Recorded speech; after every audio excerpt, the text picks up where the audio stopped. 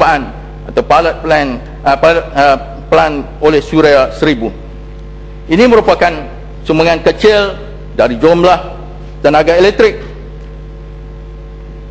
dijana daripada RE, iaitu sebanyak 30 megawatt atau 1%. Dipahamkan sasaran RE dalam RMK 9 patut menyumbang sebanyak 350 megawatt sehingga tahun 2010. Dalam RMK 10, kerajaan mengharapkan 5.5% dari jumlah tenaga elektrik dijana daripada RE. Ketiga, adakah sekarang dengan penurunan harga dan pemasangan yang mudah dibangun bangunan-bangunan industri, bangunan kerajaan dan taman-taman perumahan akan dapat mencapai sasaran penjanaan RE di Malaysia, iaitu berjumlah 2,600 megawatt per tahun? Keempat, adakah sudah ada syarikat atau negeri yang boleh menjadi penjana tenaga solar yang terbesar di Malaysia yang disambung kepada grid nasional? Kelima, adakah kementerian dengan kerjasama Kementerian Perumahan dan Kerajaan Tempatan mencadangkan reka cipta baru bandar yang menjimatkan penggunaan bahan api, memudahkan pergerakan mengikut fungsi bandar, reka bentuk baru taman perumahan dan bangunan dari segi kedudukan dan reka bentuk yang cekap, penggunaan tenaga yang cekap, penggunaan air yang cekap, dan penggunaan bahan yang cekap, kemasan dalaman menggunakan embedded teknologi, operasi dan penyelenggaraan yang optimum, dan pengurangan sisa termoden dan cekap baik dari segi kitaran semula dan penghasilan tenaga. Mohon beri laluan. Nak bagi peluang, Ahmad? Oh, Gopeng. okey, sekejap. Ya, silakan Pak Gopeng. Terima kasih Kejap Datuk. kata dia. Datuk yang Pertua, terima kasih Hulu Langat. Cuma saya nak ambil perhatian berkenaan dengan koridor skor di negeri Sarawak, di mana sepatutnya Sarawak menjadi sebuah negeri yang akan menjana renewable energy, khususnya hydroelectricity. Malangnya memenangkan bahawa rancangan untuk undersea cable telah dibatalkan. Bagaimana pandangan Hulu Langat berkenaan dengan rancangan skor ini? Adakah ini akan berjaya sebagai negeri yang akan menjana electricity untuk bekalan seluruh negara? Terima kasih.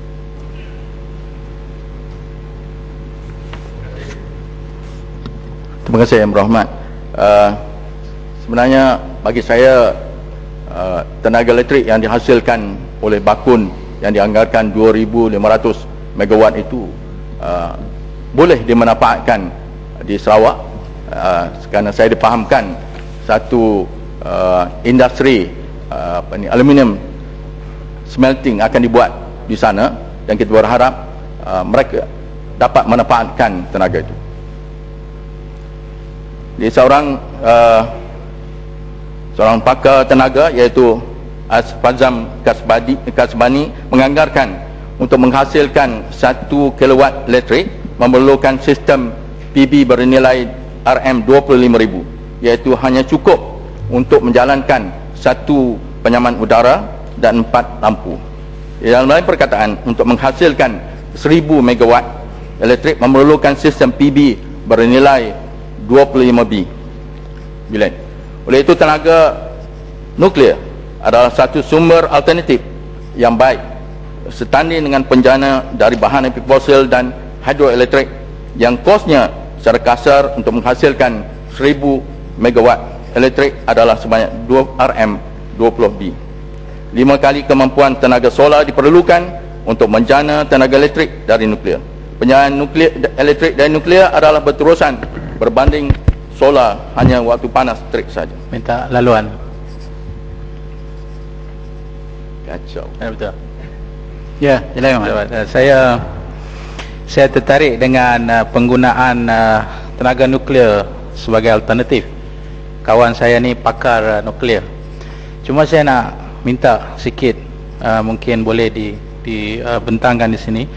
Antara lainnya lah masalah persepsi tenaga nuklear ni, saya kira masih negatif lagi, khususnya kepada golongan environmentalist yang menganggap bahawa kesan risiko tenaga nuklear ni jika berlaku kebocoran seperti yang pernah dialami di beberapa kes sebelum ini di India dan sebagainya, dan Chernobyl. Jadi saya minta, adakah Ulu Langat ada dalam persediaan untuk berhadapan dengan tanggapan negatif ini dalam isu nuklear ini?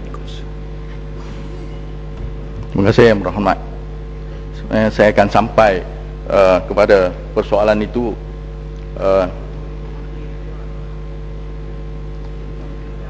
sebagai jawapan umum lah. Apa yang berlaku yang lepas, Chernobyl, 3 Mile Island dan sebagainya. 3 Mile Island ya. 3 Miles Island, Ya.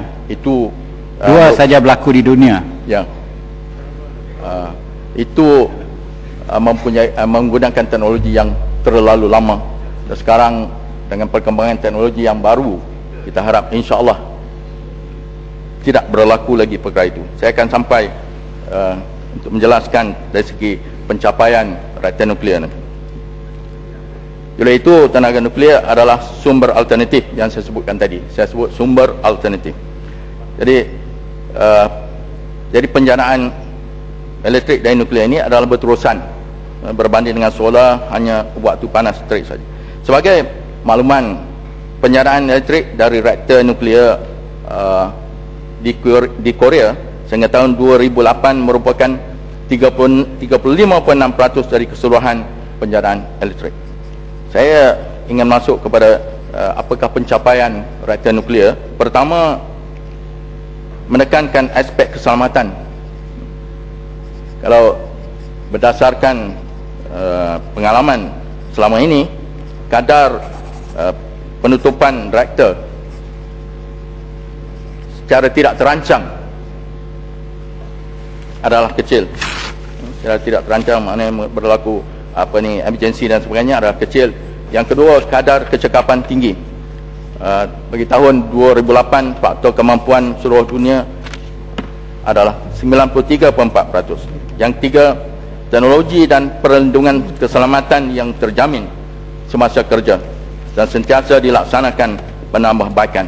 Jadi kalau Yang Berhormat minat untuk mempelajari dari segi safety sebagainya, nanti kita bincang kemudian. Yang keempat, harga penjanaan akhir 2008 itu adalah kompetitif berbanding dengan punca-punca lain. Umpamanya nuklear 15 sen per kilowatt hour berbanding dengan arang batu 20 sen, angin 40 sen, hidro 45 sen, LNG 55 sen, minyak 75 sen, PB RM2.50 sen per kilowatt hour. Yang kelima, pembebasan CO2 dalam gram per kilowatt hour dari berbagai punca. Arang batu 991, minyak 782, LNG 549, solar 57 dan nuklear 10. Sekiranya tiada kuasa nuklear, maka seluruh dunia akan berlaku pertambahan pembebasan CO2 sebanyak 10% lagi. Yang keenam, proses pembangunan nuklear ini mengambil kira berbagai aspek dengan teknologi yang terus berkembang. Sebagai contoh, Korea memulakan pembinaan reaktor nuklear sejak 1970 dan sekarang 2010 mereka berjaya membangunkan reaktor jenis APR Plus atau generasi keempat, iaitu reaktor jenis kos berkesan reaktor nuklear termaju dengan pengeluaran tenaga 1500 megawatt. Sekarang Korea mempunyai 20 unit yang sedang beroperasi dengan kapasiti berjumlah 17,716 megawatt. Dan dalam perancangan dalam pembinaan 6 dengan kapasiti 6,800 dan dalam perancangan 6 unit 6,800. Seluruh dunia sehingga Mac 2008 reaktor yang sedang beroperasi berjumlah 439 reaktor. Dan selama ini kita belum lagi mendengar kemalangan yang berlaku. InsyaAllah kita berharap tidak ada kemalangan yang berlaku kerana sistem keselamatan yang baik. Dalam membangunkan reaktor nuklear, kita memerlukan kerjasama antarabangsa dalam mendapatkan bekalan bahan api, fuel, pemprosesan sisa dan sentiasa memberi peluang kepada perbincangan yang telus dan pendidikan yang berterusan kepada rakyat supaya mereka faham kebaikan nuklear berbanding dengan punca lain.